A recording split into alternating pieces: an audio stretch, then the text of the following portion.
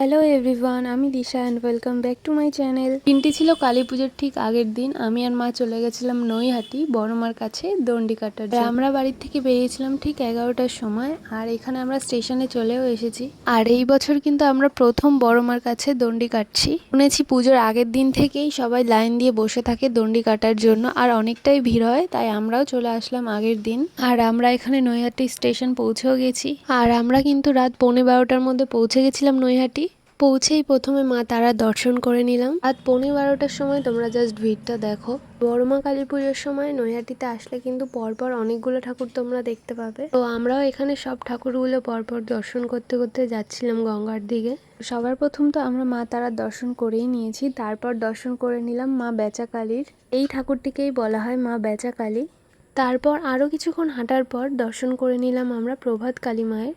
আর কালী পুজোর ঠিক আগের দিনও কিন্তু মায়ের কাজ সম্পূর্ণ হয়নি। রাত পোহালেই কালী পুজো, এইটুখানি সময়ের মধ্যে এনাদের সকলকে কাজগুলো সম্পূর্ণ করতে হবে। তারপর আরও কিছুক্ষণ হাঁটার পর আমরা দর্শন করে নিলাম মা গাজাকালীর।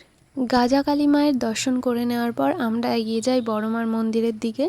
আর এখান থেকে এলইডি স্ক্রিনে দেখা যাচ্ছে বড়মার মন্দিরের সামনে ঠিক কতটা ভিড়। এখন থেকেই কিন্তু সবাই দণ্ডি কাটা শুরু করে দিয়েছে, মানে পুজোর ঠিক আগের দিন রাতে। এতটা পর্যন্ত তাও ঠিকঠাক এসেছিলাম আমরা, কিন্তু ভিড়টা ঠিক শুরু হয় বড়মার মন্দিরের সামনে থেকে। তো এখানে আমরা অনেক কষ্টে ভিড়ের ঠেলাঠেলি খেয়ে বড়মার দর্শন করেই নিলাম। আর বড়মার সামনে এসে কিন্তু এখানে দাঁড়াতে দিচ্ছিল না কাউকেই। আর বড়মাকে তোমরা যতই দেখো না কেন, সামনে থেকে বড়মার দর্শন করতে আসলে তোমাদের মন কখনোই ভরবে না, মনে হবে যে আর একটু মাকে দর্শন করি মন ভরে। আর এখনও তো মায়ের সাজসজ্জা সম্পূর্ণ হয়নি, তাও মাকে এত সুন্দর লাগছিল, জানি না কালকে আরও কত সুন্দর লাগবে। মায়ের সামনে থেকে তো আমার সত্যিই ইচ্ছে করছিল না, কিন্তু এদিকে ভিড়টাও অনেকটা বেড়ে যাচ্ছিল। যত রাত বাড়ছিল তত ভিড়ও বাড়ছিল। তো আমরা এখান থেকে ভালোই ভালোই মায়ের দর্শন করে নিয়ে চলে যাচ্ছিলাম গঙ্গার দিকে। আর এখানে কিন্তু অনেক লোক দণ্ডি কাটা শুরুও করে দিয়েছিল। এতটা পরিমাণে ভিড় দেখার পরে আমাদের এখন এটাই মনে হচ্ছিল, যদি আমরা প্রথমেই এসে গঙ্গা স্নান করে দণ্ডি কাটতে কাটতে মায়ের দর্শন করতাম অনেকটাই ভালো হতো। এতটাই ভিড় হয়ে গেছিল বুঝতেই পারছিলাম না কি করে আমরা গঙ্গা পর্যন্ত পৌঁছাবো। আর অনেক ভিড় ঠেলে এখানে গঙ্গা স্নান করে আমি দণ্ডি কাটা স্টার্ট করে দিয়েছিলাম। দণ্ডি কাটতে কাটতে মায়ের সামনে আমি পৌঁছেও যাই। আর মায়ের সামনে পৌঁছে জানি না কেন আমি নিজেকে কন্ট্রোলই করতে পারছিলাম না, আমার চোখ দিয়ে এমনিই জল চলে আসছিল। সবাই গণ্ডি কাটে মানসিক পূরণ হলে, আর আমি গণ্ডি কাটেছিলাম মানসিক রেখে। জানি না আমার ইচ্ছা পূরণ হবে কি হবে না, আমি তো অবশ্যই চেষ্টা করব, মা সাথে থাকলে সব ঠিক হবে।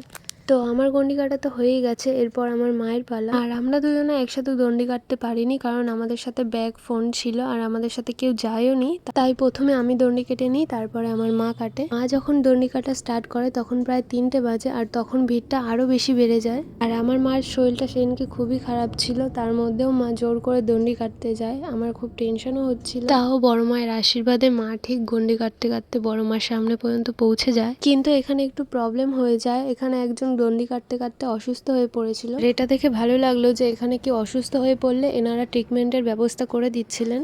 আর ইনি অসুস্থ হওয়ার পর 4-5 মিনিটের মধ্যে অ্যাম্বুলেন্সও চলে আসে, আর এনাকে হসপিটালেও নিয়ে যাওয়া হয়। তারপর আবারও শুরু হয় মায়ের গণ্ডি কাটা। এখানে ভিড় বেড়ে যাওয়ার কারণে আমাকে মায়ের সাথে যেতে দেওয়া হয় না।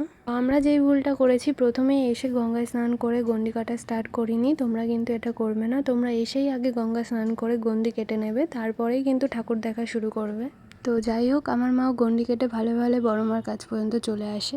আর আমার গণ্ডি কাটা হয়ে গেলে তারপর আমরা কিছুক্ষণ রেস্ট নিয়ে আশেপাশে যে প্যান্ডেলগুলো ছিল ওগুলোও দেখে নিয়েছিলাম। আর কালী পুজো যদি তোমরা নৈহাটি আসো তাহলে একদিনে সব ঠাকুর দেখে কমপ্লিট করতে পারবে না, এত পুজো হয় নৈহাটিতে। তো আমরা এখানে 4-5টা ঠাকুর দেখে নিয়েছিলাম। অনেক রাত হয়ে যাওয়ার কারণে আমরা তো ফাঁকায় ফাঁকায় সবগুলো ঠাকুর ভালো মতো দেখেই নিলাম। আরও অনেক ঠাকুরই দেখতে পারতাম, কিন্তু আমাদের শরীরটা ভীষণই ক্লান্ত লাগছিল, তার জন্য আমরা বাড়ির দিকে রওনা দিই।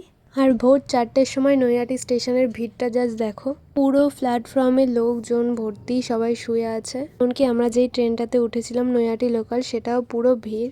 তারপর আমরা কাকিনাড়া স্টেশনে নেমে একটা টোটো ধরি। আমরা তো ভেবেছিলাম কাকিনাড়া নেমে হয়তো টোটো পাবোই না এত ভোরবেলায়। তো যাই হোক, ভালোই ভালো আমরা চলে আসি বাড়িতে। তো আজকের মতো চলি, দেখা হচ্ছে নেক্সট কোনো ভিডিওতে, ততক্ষণের জন্য বাই।